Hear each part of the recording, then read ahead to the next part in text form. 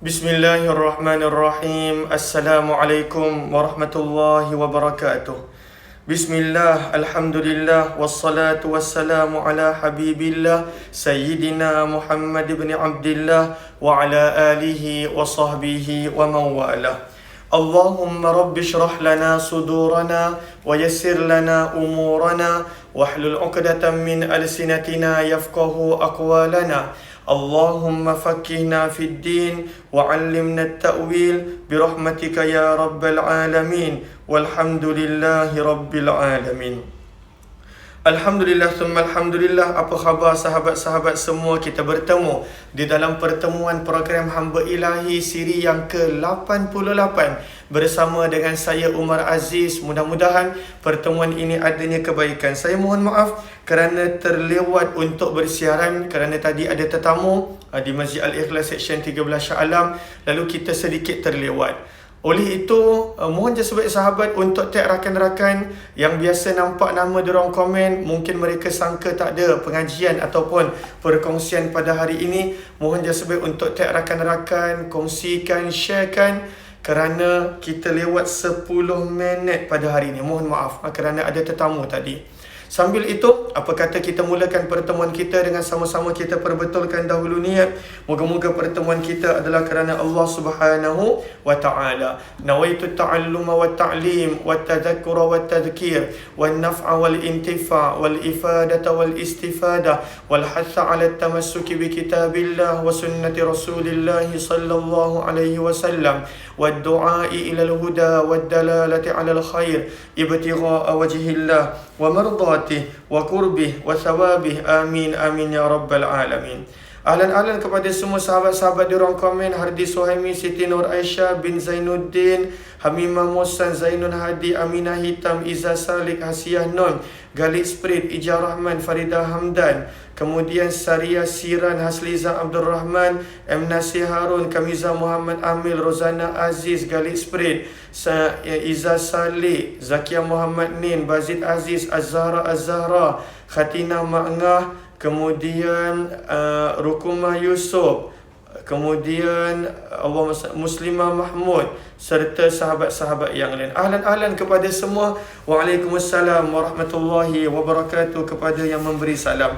Hari ini kita telah tiba pada muka surat 142 pada bab yang ke-10, zikir-zikir pada rakaat yang kedua. Mohon je sebaik sahabat bantu catatkan di ruang komen muka surat 142 bab yang ke-10, zikir-zikir pada rakaat yang kedua. Apakah zikir-zikir yang ada pada rakaat yang kedua? Kata Imam Nawawi rahimahullahu ta'ala, ketika mana memulakan fasal yang baru ini, ketika mana memulakan bab yang baru ini, kata Imam Nawawi, kami telah menjelaskan pelbagai zikir yang dibaca pada rakaat pertama. Banyak. Kita mulakan dengan perbincangan tentang doa iftitah, tentang surah dan juga tentang pelbagainya, sehinggalah kita telah habis tentang jalsah istirahat pada awal muka surat 142 ini. Sebab itu kata Imam Nawawi rahimahullahu ta'ala, banyak yang telah kami sebutkan. Lalu kata Imam Nawawi, semua zikir yang kita dah belajar untuk rakaat pertama adalah dilakukan juga sama seperti pada rakaat yang kedua. Apa jua zikir yang kita dah belajar untuk rakaat pertama, kata Imam Nawawi, zikir yang sama juga adalah untuk rakaat yang kedua. Sama, kecuali ada beberapa pengecualian. Kata Imam Ghazali, sama ada untuk solat fardu ataupun untuk solat sunat, kecuali dalam beberapa hal.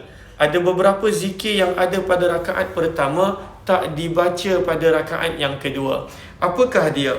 Kata Imam Nawawi rahimahullahu ta'ala, kata Imam Nawawi, ahaduha anna ar-rak'atal ula fiha takbiratul ihram wa hiya rukn wa laysa kadhalika ath-thaniyah fa innahu la takbira fi awwaliha wa innama at-takbiratu allati qablaha lirraf'i min as-sujud ma'a annaha sunnah. Kata Imam Nawawi, dalam rakaat pertama ada takbiratul ihram. Itu hanya untuk rakaat pertama sahaja.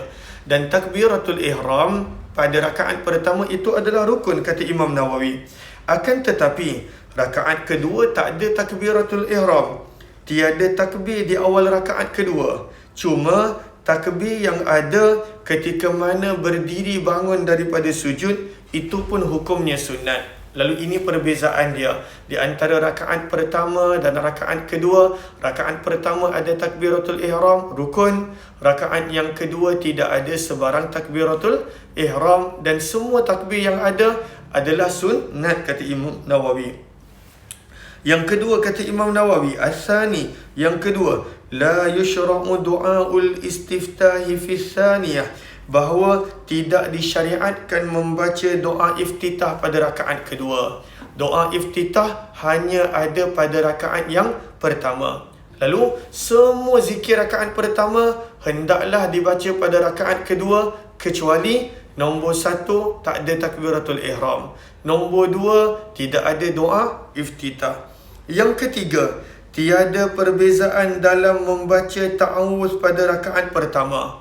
Lalu pada rakaat pertama membaca a'udzubillah sebelum surah Al-Fatihah, ulama sepakat, ijma'. Semua para ulama sepakat mengatakan disunatkan membaca a'udzubillah sebelum daripada surah Al-Fatihah daripada kalangan para ulama mazhab Syafi'i.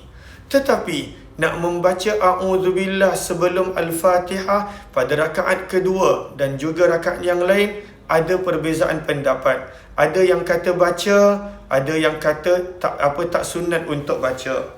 Sebab itu kata Imam Nawawi, tiada perbezaan pendapat, maksudnya sepakat, ijma' daripada kalangan para ulama untuk membaca a'udzubillah pada rakaat pertama sebelum surah Al-Fatihah. Sebelum surah Al-Fatihah.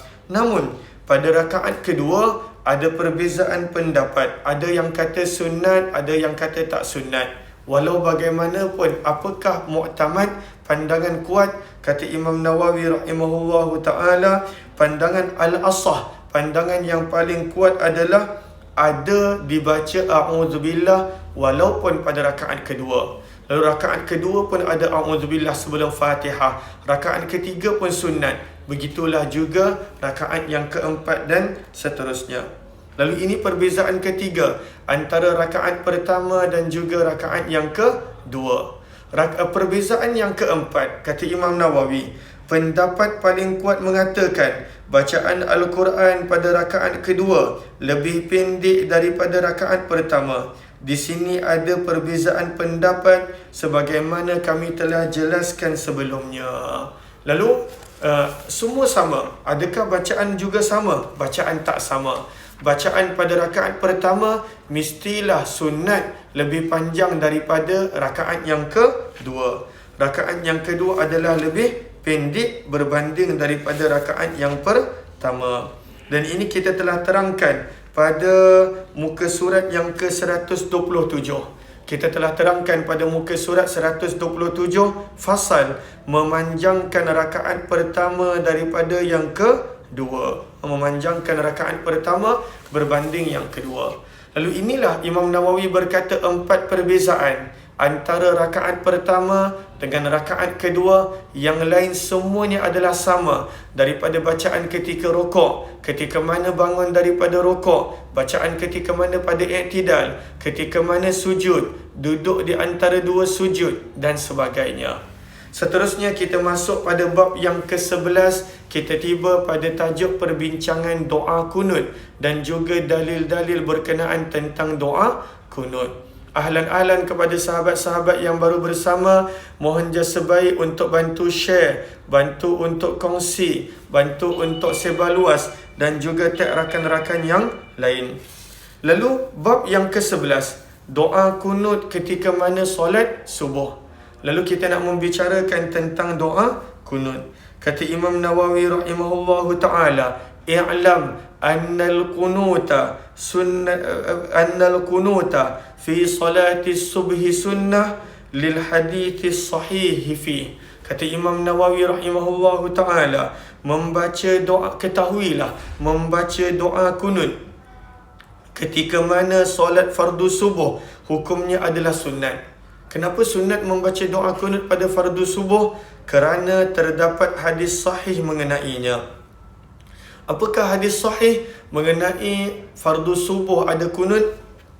Hadis yang ke-158.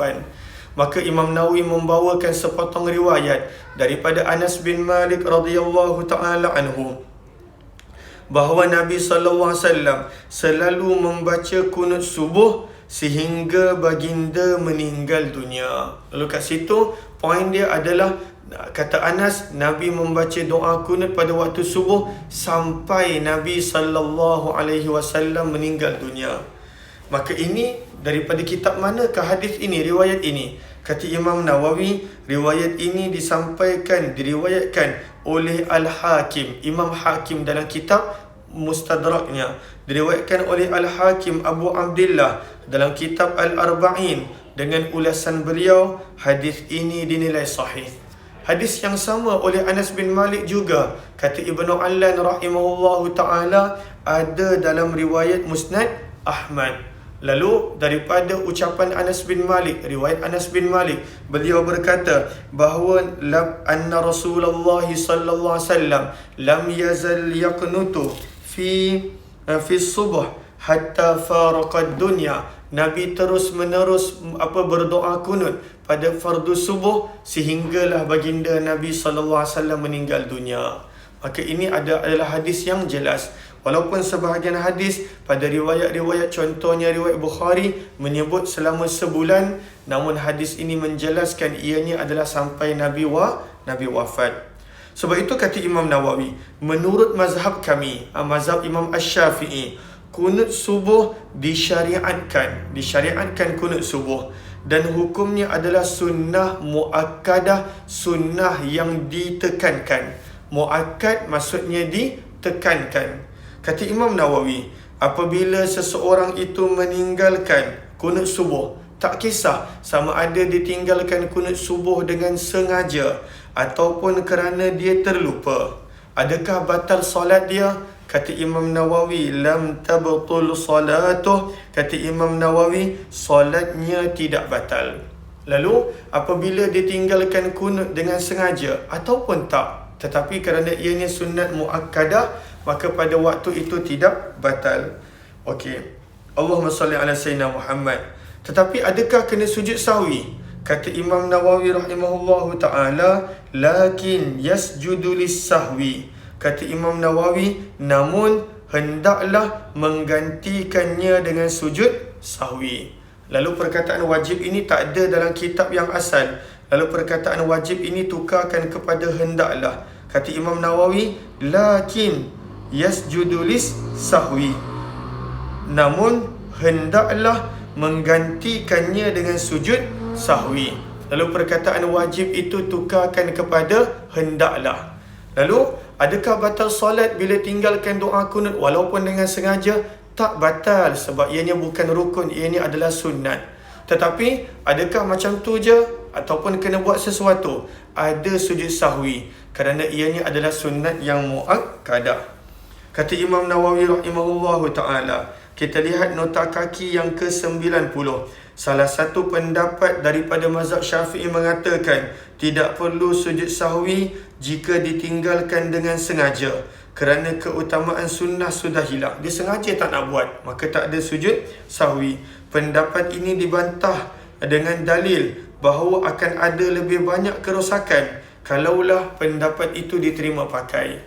Maka tidak, sama ada dia sengaja ataupun tak, kena sujud sahwi. Nota kaki yang ke-91, begitu juga melakukan sujud sahwi apabila meninggalkan sebahagian zikir daripada doa kunut. Lalu kalaulah dia tinggalkan sebahagian daripada doa kunut, kena sujud sahwi. Namun para ulama mazhab Syafi'i menyebut, namun hal ini adalah mustahil. Kenapa? Kerana tidak ada ketetapan tertentu pada zikir pada doa kunut.